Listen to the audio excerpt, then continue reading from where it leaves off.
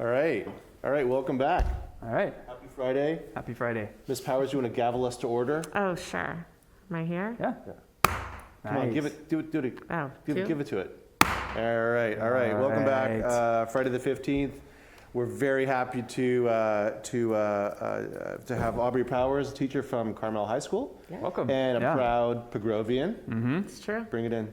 That's right. There's three of us now. Yeah. We're all in the same neighborhood in Pacific Grove, the other city on the peninsula. Yep. But welcome. Thank you. And you're going to tell us about student governance and the meeting we're having next week. So Sure. real briefly, before we suck up all your time, Breakfast with the Bunny on Sunday. Thanks to Community Activities for coordinating with whoever's running that now. Thank you, Ashley and Leslie and Margie. Information in the Friday letter about that event. Again, we're still working on the budget. We'll pitch the budget on the 3rd of May. So this is the opportunity for people to get involved and ask questions and share their desires for how we spend tax funds. Just a reminder, we're still working on Car Week. No decisions have been made. If you want to see Ashley's great report from last council meeting, it's on our website. Council received that report and provided some direction, but no update on Car Week events on public property this year just yet. And then also no update. I really don't have any good information here at all today. You're doing great. You're doing great. No update on the police chief yet, so I will tell you when I can. And that's it. Happy Easter, Grandma.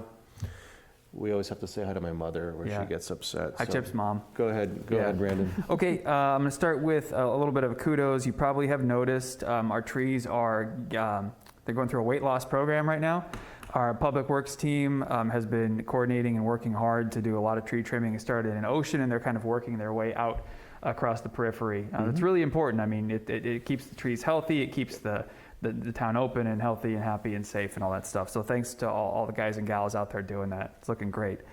Just a reminder, in case you didn't know, the parklets are set to go away on April 20th. So that's next Wednesday. Is that next Wednesday? April 20th, 5 p.m. Okay. 5 p.m. So they're all set to go away. Again, that doesn't have any bearing on the permanent future program. That's going to be at a later date to talk about. Correct. Another reminder, we did send Picasso, that's the company that does fractionalized ownership. We had one here in town.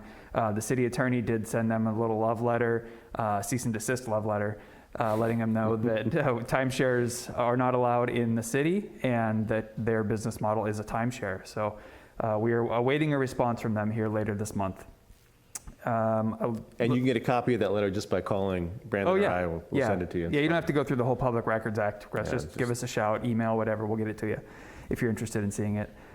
We started this week. Nori Winter and Julie Husband from Winter & Company were in town for 3 days working with me and my team, getting started on the Design Traditions 1.5 project. We spent 3 great days touring the village, getting them started, thinking about how we want to move the project forward, looking at stuff from 20 years ago when Nori and Julie were also still involved with it. And we also did a great kickoff with our steering committee. So I want to say thanks to the steering committee. It was a really productive meeting. We spent about 2.5 hours downstairs here in City Hall, just kind of setting the parameters, letting everyone get to know each other, thinking about big picture stuff like what does a success for this project look like. So it was really positive. The team did a great job.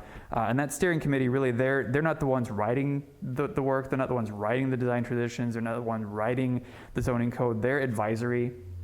They're helping to steer the project. They're really citizens first and technical experts second. They're here to be sort of the watchdog or the caretakers to make sure we don't go off the rails while we're doing this project. We keep the village's best interests in mind. Great. Yeah. Great. And then the last little bit of update, just another reminder that we are going to start down the road on developing our wireless ordinance. There's going to be no less than 5, count them 5, public meetings for the village to come out and talk about this ordinance. I know there was some concern and some misinformation going around about the fact that the ordinance was basically done and we're just going to adopt it in one meeting. Absolutely not true. We never do ordinance work that way.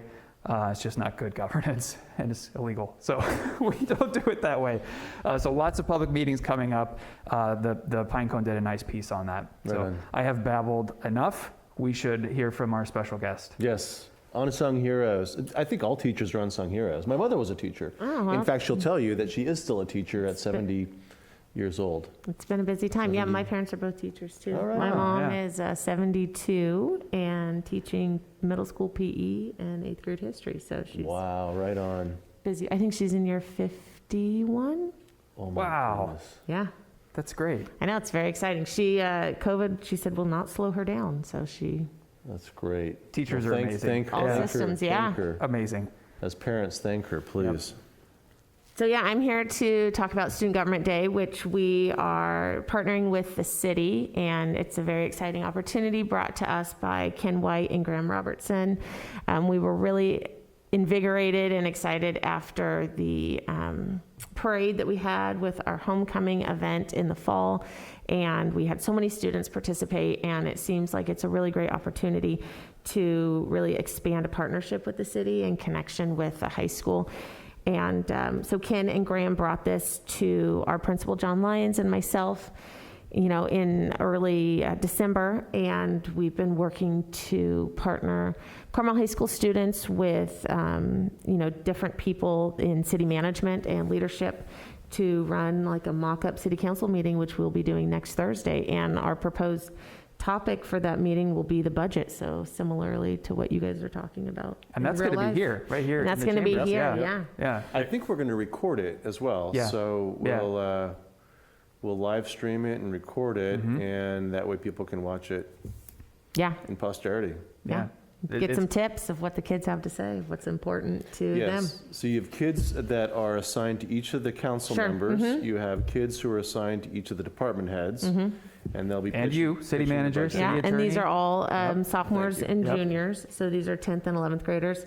So really an opportunity for them to see how this works, to see if it's something that they would actually see themselves, pursuing as a career in public service, which hopefully so.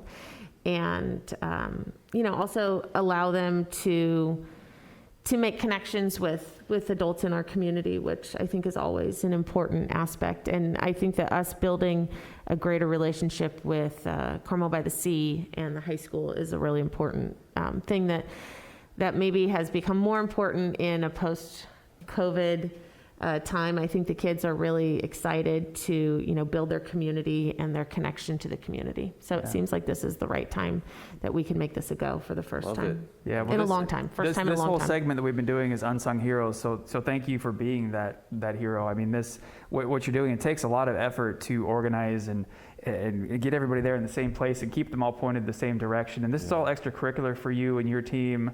You're giving your own time and developing the future of our local government. So thanks to you for doing Yeah. this too. Yeah, thank you Yeah. so much. I mean, as a side hustle, they're also planning prom, so they've got fun stuff too. Right on. Good. Well, I agree. It's a great opportunity, and making that connection and having children understand how local government works is just so important in this day and age. It always has Absolutely. been. So thank you, and thank you for what you do for, again, touching the future of our society through teaching. Thank you so much. Yep. So our typical sign off here is we tell everyone to take good care. You want to help us with that? Sure. Are we like a trio saying take good care? We can try our best. Okay. What do we say on the way out, everybody? Take good care.